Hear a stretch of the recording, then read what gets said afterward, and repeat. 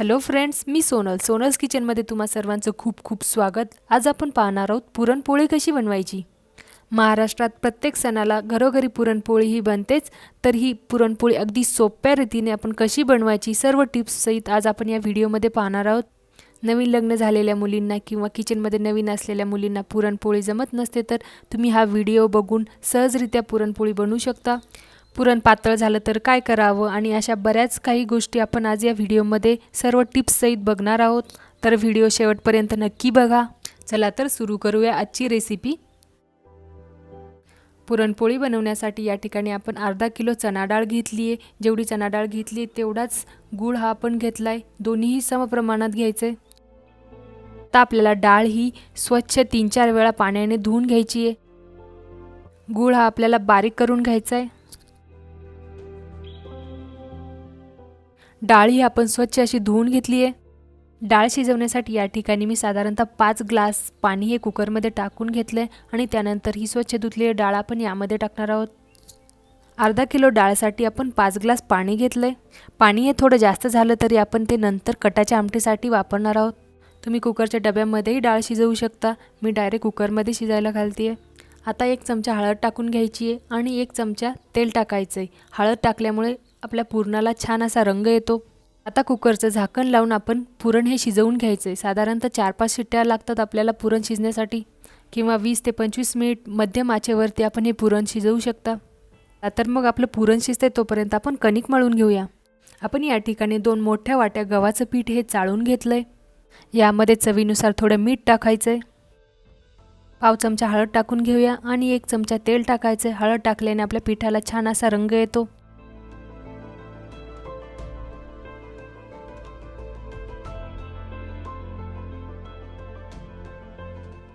थोडं मिश्रण चांगलं मिक्स करून आपण यामध्ये थोडं पाणी टाकत याचा गोळा बनवून घ्यायचा आहे। जर पहिल्यांदाच पुरणपोळी बनवत असाल तर अर्धा मैदा आणि अर्ध गव्हाचं पीठ घेऊन हे कणिक मळू शकता। मैदा टाकल्याने पोळीही फुटत नाही, पण मी पुरणपोळी हेल्दी बनवण्यासाठी या ठिकाणी फक्त गव्हाचंच पीठ घेतलंय।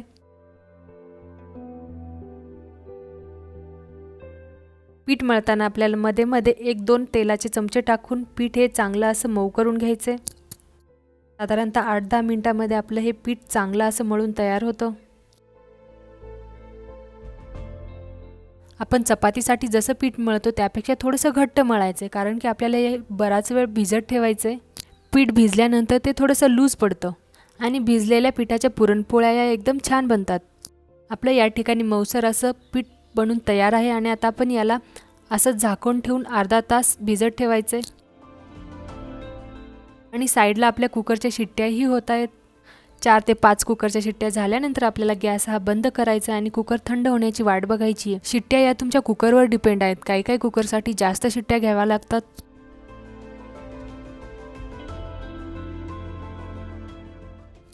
चला तर मग या ठिकाणी आपला कुकरही थंड झालेला आहे आणि आता आपण झाकण काढून चेक करणार आहोत आपलं पुरण हे शिजलं आहे की नाही। 5 शिट्ट्यांमध्ये आपलं पुरण हे चांगलं असं शिजून निघालंय।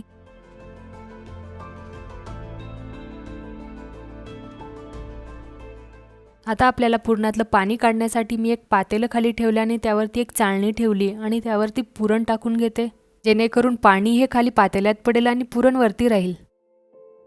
पुरणातलं सगळं पाणी आपल्याला काढून घ्यायचंय। आता आपलं पुरण एका बाजूला आणि हे पाणी एका बाजूला झालंय। हे पाणी आपण कटाच्या आमटीसाठी वापरणार आहोत। या पाण्याने आमटी ही खूपच सुंदर बनते। यातलीच काही डाळ काढून आपल्याला ती आमटीसाठी वापरायची आहे। आता आपण पुरणाला चटका देण्यासाठी या ठिकाणी जाडबुडाची कढई घेतली आणि त्यामध्ये ही डाळ टाकून घ्यायची आणि सोबतच आपण यामध्ये गूळही टाकणार आहोत।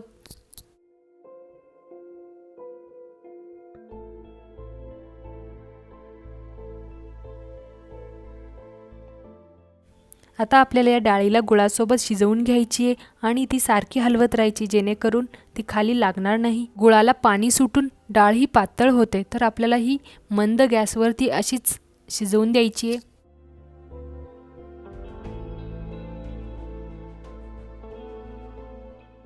डाळ ही आपल्याला खाली करपू नाही द्यायची। साधारणतः 4-5 मिनिट लागतात गूळ हा डाळीमध्ये पूर्ण विरघळण्यासाठी। गूळ हा पूर्ण विरघळल्यानंतर डाळ ही पातळ बनते आणि आता ह्या डाळीला पुन्हा आपल्याला असंच शिजवत राहायचे घट्ट होईपर्यंत.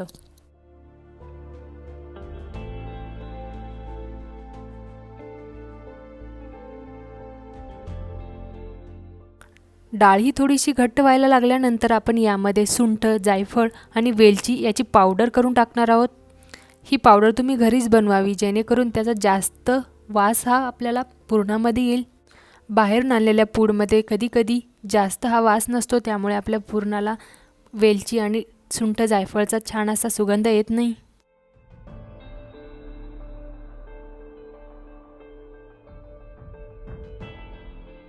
एकदम थोडंसं चवीनुसार मीठही टाकून घेऊया.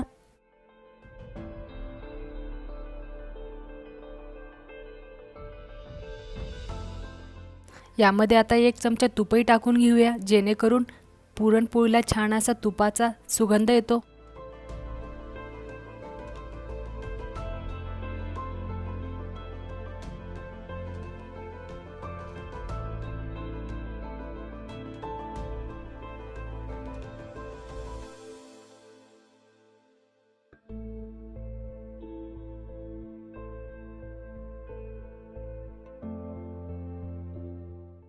साधारणतः 10-12 मिनिटांनंतर आपलं पुरण हे घट्ट बनतं आणि हे पुरण तयार आहे. आता आपण गॅस बंद करणार आहोत आणि आता हे गरम गरम पुरणच आपण वाटून घेणार आहोत.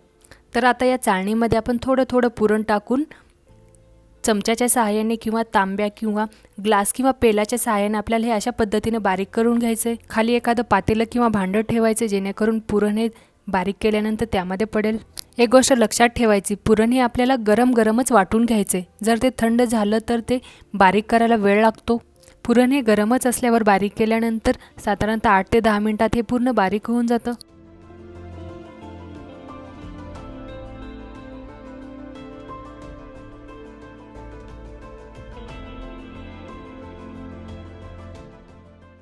या ठिकाणी आपलं सर्व पुरण चांगलं असं बारीक करून झालेलं आहे. एकदम मऊसूत पुरण हे तयार आहे. रंगही सुंदर आलाय आणि आता आपण याची लगेचच पुरणपोळी बनवायला घेणार आहोत.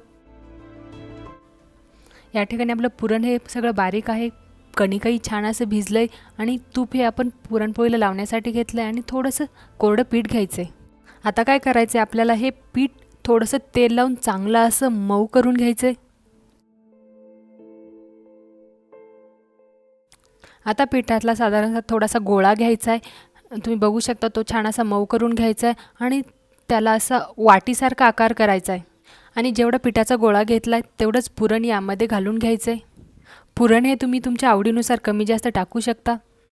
पुरण हे भरल्यानंतर तुम्ही व्हिडिओमध्ये बघू शकता सर्व काठा अशा एकत्र अशा जुळवून घ्यायच्यात. थोडंसं कोरडं पीठ लावून आपल्याला हा गोळा असा थोडासा चपटा बनवून घ्यायचा आहे. सर्व साईडने प्रेस करायचं जेणेकरून पुरण हे सर्व साईडने चांगलं असं पसरेल.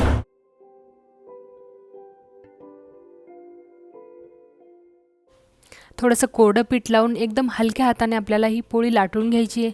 पोळी लाटताना एक गोष्ट लक्षात घ्यायची, एकदम हलक्याच हाताने लाटायची, जास्त जोरात दाबायची नाही आहे जेणेकरून त्यामधनं पुरण हे बाहेर येणार नाही. पुरणपोळीसाठी बारीक दळलेलंच पीठ वापरावं. जर तुम्हाला वाटत असेल पोळी ही खाली चिटकते तर तुम्ही आणखी कोरडं पीठ वापरून ती लाटू शकता.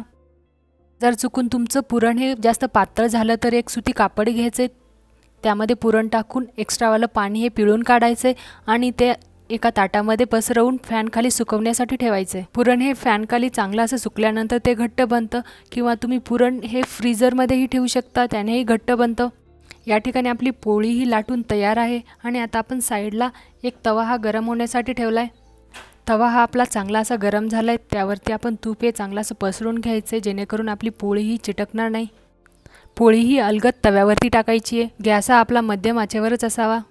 पोळी ही थोडीशी भाजल्यानंतर ती आपल्याला हातानेच पलटी करायची. सुरुवातीला 3-4 वेळा पोळी ही हातानेच पलटी करायची जेणेकरून ती तुटणार नाही.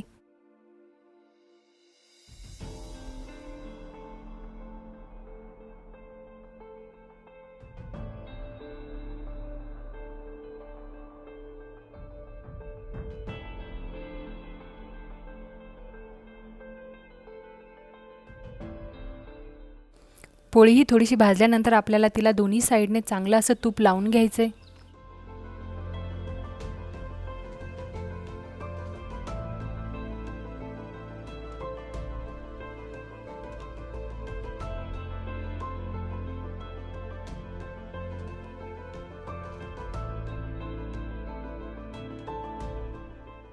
पोळी ही आपली दोन्ही साईडनी छान अशी खरपूस भाजल्यानंतर आपण तिला एका प्लेटमध्ये काढून घेऊया आणि बाकी पोळ्याही अशाच पद्धतीने करून घ्यायच्यात.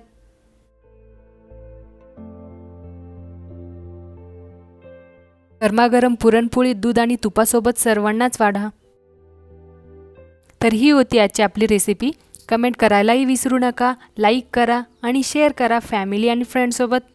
चला तर मग परत भेटूया अशाच एका नवीन साध्या आणि सोप्या रेसिपीसोबत. तोपर्यंत थँक्यू.